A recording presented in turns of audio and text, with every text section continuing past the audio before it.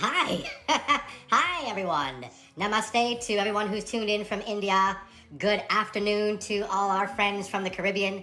Hey to everyone in the United States and back home in Canada. Hey, how's it going, eh? And a big hello to everyone else around the world. Thanks for tuning in to a story club. So, what is it all about? Well, the ridiculous adventures of Serbian. What is that all about? Well, from Delphic Spagnoids to the Algernon sector, Serbian and his slightly annoying, yet really super smart ship Gottfried careened across the somewhat vast universe, intersecting with Jim and Orville in some bizarre galactic disruption that turned everyone's world completely upside down. Or was that right side up? Or inside out, maybe? Or everything changed. Well, I'm going to turn this over now to the other version of me that likes to talk and do these type of things, and let him tell you all about the book, his life, and storytelling.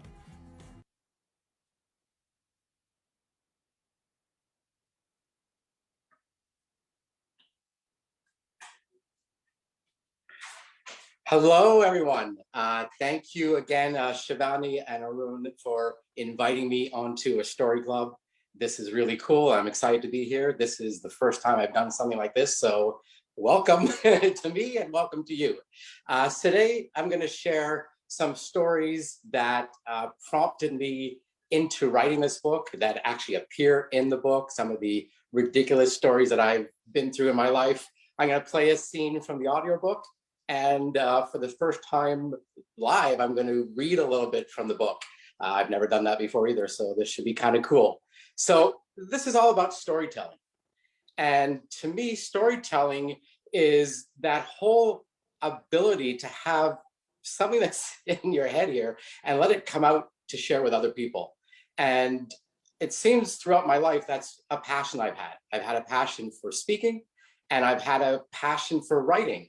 And so if I combine that all together, I guess I've always been storytelling. So who am I? My name is Jeffrey Kipple. I live together with my best friend and wife, Mindy. We live in an area called Muskoka, which is a few hours outside the city of Toronto. I like to say we live in the middle of a forest on a lake.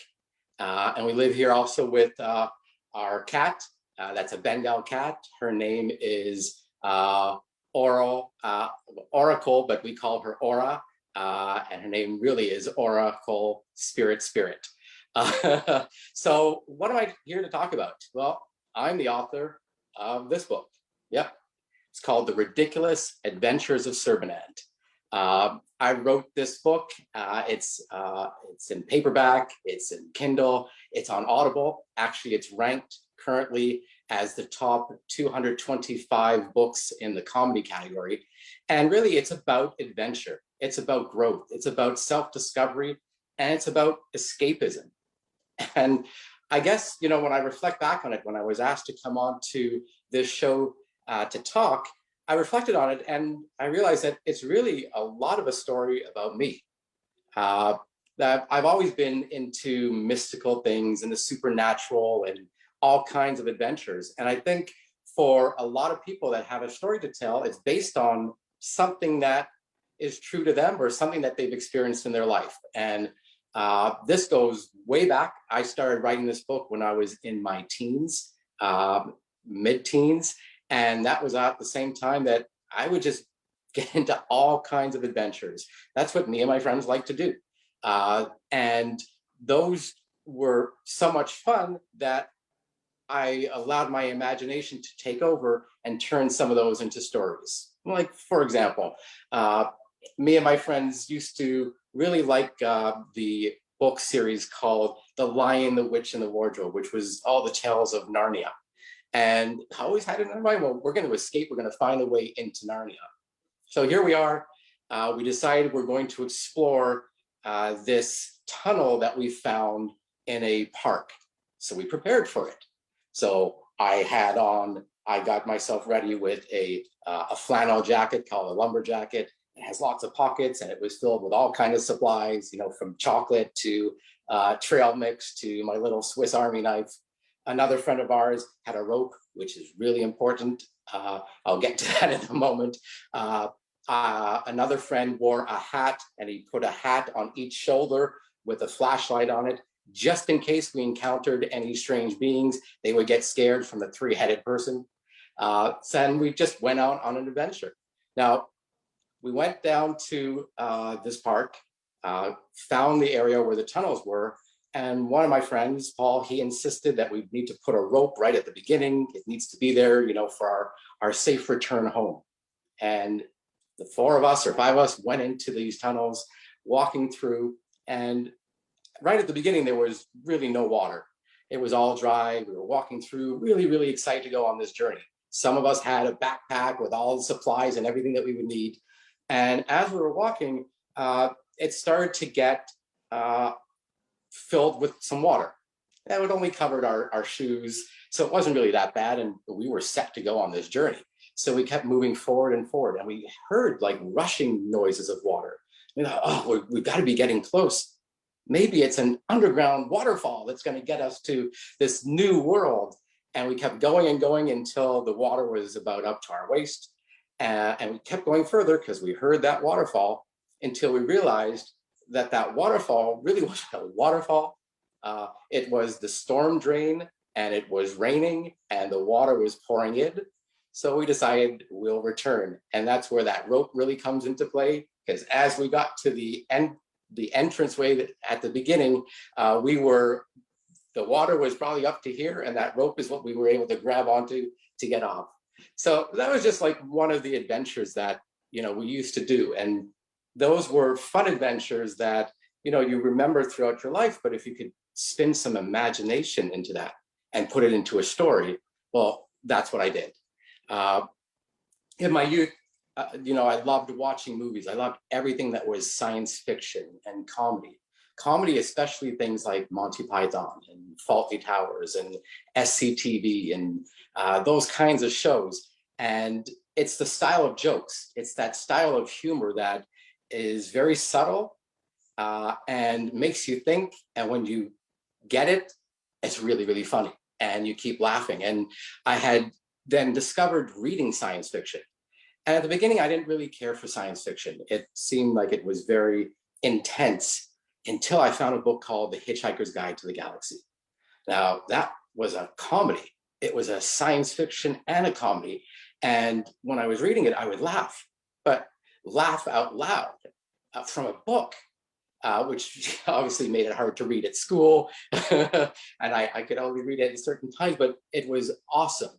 And once I discovered that, I read that series again and again and again. And when it was over, I just wanted that to keep going. So that's where I said, you know what, I'm going to let my imagination take over. I'm going to create my own comedy that's based around the adventures I've had so that I could keep this going. What's the book about? Well, it's about a number of different characters that in some ways, there's a little bit of me in all of them. But it's about a hero alien. And this guy, his name is Serbian. And Serbian is this partying guy, someone who likes to go out on an adventure and just has a lot of fun, carefree, just kind of going with the flow. And he does all these crazy adventures. So another adventure that he went on with his friends, which was really an adventure that I went on with my friends. This again, the same group of friends. We were downtown Toronto, and downtown Toronto, there is an area called Ontario Place, which is this amusement park. And we decided that we're going to visit that amusement park after hours, because that would be the best time to go, when you could actually get onto the rides that don't require power to turn on, but go and play on the things that you can't do during the day because there's too many people. Or more specifically, the area that we wanted to go was an area that's really designed for kids, and we were too old for that. So we decided, let's head on down there. We get down there, we climbed over the fence, that's a different story, got into the park, got to this amazing area, which was like a whole city that's made out of ropes and nets and all kinds of things so that you could climb up and you can swing and you could jump and dive and do all these really fun things. Again, it's designed for kids. We were twice the age that the park was designed for. Doesn't matter, we decided to go for it. And we had climbed up to the top of this one tower. And when we were at the top of the tower, it looked like you can jump down into the nets below. It was really designed to get a rope and swing through. And if you fell, you fell into the nets. I thought it would be a lot of fun and said, you know, I'm going to go for it. My friend said, no way, you do it first. So I dove, jumped through, did it. Yes, it hurt, but I thought it was awesome and they have to do it too. So I came back up and said, okay, you guys got to go. And my friend Dave said, only if you do it again. So I did it again with a smile. Dave jumped after. He realized the pain. We said, well, Barry has to do it too. So we yelled up. Barry made us come up and we jumped through it again. I tell you this because it made its way into the book. It gets really crazy when the computer had its module as part of that team and it decided to jump, and that got all crazy. What was really fun with this story is that we got caught by the security guards. Now, we snuck our way in, we were really, really careful, and we were also respectful because the sign said, remove your shoes before you use the equipment, and we did. So when we were jumping, and Barry and me and Dave, and we made a lot of noise, the security came by, and we would have got away had we not had to gone back to get our shoes and put our shoes back on. That's where they caught us. They let us go because they found that story so funny and they were laughing so much they walked us out of the park. So that's Serbian. He's this guy who's just looking for escape. He's also trying to get away because his parents had coordinated an arranged marriage with somebody from a different planet, and he didn't want that marriage. So he had coordinated to just get away. And he's just on this adventure tour around the universe. He's from the planet Paselner. Now, the other main character in the book, also a little bit from my world, is someone named Jim. Now, Jim is a teenager. He's someone who also is looking for adventure. He wants to be exploring and finding different things and doing different things. In school, he would find his way into the sort of the corridors between the walls. And that's something that I did. Back in school, I remember with friends, we were going to investigate maybe through the corridors in the wall, we can get to an underground world, and that's going to take us to some other galaxy or planet. And I remember getting into the corridor, scrambling through, and then finally breaking out. But it was breaking out into the female washroom for the teachers, and that led to a whole other, series of detentions. I won't get into that right now. But that's what Jim is, a guy who's just looking to have fun, doing different things. And how did I even come up with the name Jim? Well, me and my best friend at the time, we used to hang out and watch shows and get all kinds of junk food and treats to eat. We'd stop by the local donut store and we'd buy the day olds because we get a whole big bag. And one day we decided we were going to watch the Star Trek movies, and we were going to watch all of them. And that's a long time just to sit in front of the TV. So we got a ton of junk food, everything that you could imagine, from ice cream to chips to cookies to all the drinks. And we sat there and watched it. And I think we got some kind of eating drunkenness that overtook us. And one of the characters in Star Trek is the captain, and his name is Jim. And one of the other people, who's the doctor, sometimes talks with a very raspy voice. And when he calls Jim, it sounds like Jim. Well, that was the eating drunkenness that got over us, and we kept calling each other Jim, and that just lasted. And we became known as Jim, throughout high school. So I named the character Jim because he was part of that, and is this guy also who doesn't care that much. He just wants to find something really cool and adventure. He's on this journey of self-discovery. Now, both of these characters, Serbian and Jim, they also have best friends. So for Jim, it's his bird. It's a budgie. Very different in this world because Jim has this ability to talk to animals. So he can communicate with his budgie. And what's very funny is his budgie sings all his lines, which adds a whole new dimension. And when you hear the audiobook, it takes it to a completely different level. And the budgie thinks that he's really good. So he thinks he's always on Broadway. He's always singing, everything that he is doing. And he's really the really intelligent one of the group. Jim also has another friend, and her name is Free. And Free is this alter personality that came to life from the ship's computer.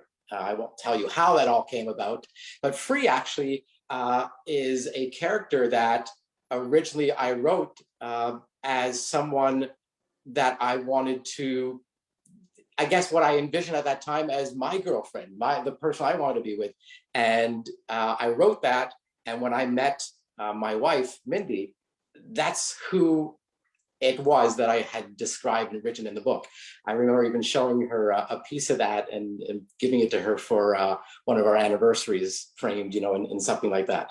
And so she's one of Jim's best friends in the book too. And then finally for Serbian, his best friend is his computer. That's Godfried. And Godfried is this wacky computer ship that has extension units that could allow it to move around. And it's Serbian's best friend. They go on adventures together. They do all kinds of crazy things together.